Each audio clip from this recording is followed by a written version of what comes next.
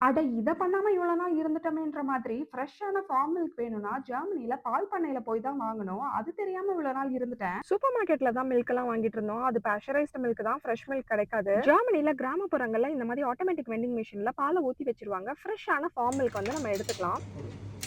வீட்ல இருந்தே பால் பாட்டில் நம்ம கொண்டு வந்துரலாம். அப்படி இல்லன்னா இந்த ஆட்டோமேட்டிக் வெண்டிங் மிஷின்ல பால் பாட்டில் கூட வச்சிருப்பாங்க. பே பண்ணி எடுத்துக்கலாம். ஒரு பாட்டில் €1.5 ஆகுது. இந்த மெஷின் அழுங்காம நமக்கு கொண்டு வந்து கீழ குடுத்துருது இந்த பாட்டில. இங்க கிடைக்கிற பால் பார்த்தீங்கன்னா, ஃப்ரெஷ்ஷா மாட்டு பண்ணையிலேருந்து அன்னன்னைக்கு கொண்டு வந்த பாலு. இத பாயில் பண்ணி மட்டும் தான் குடிக்கணும்னு சொல்லி அங்கேயே போட்டிருக்கு.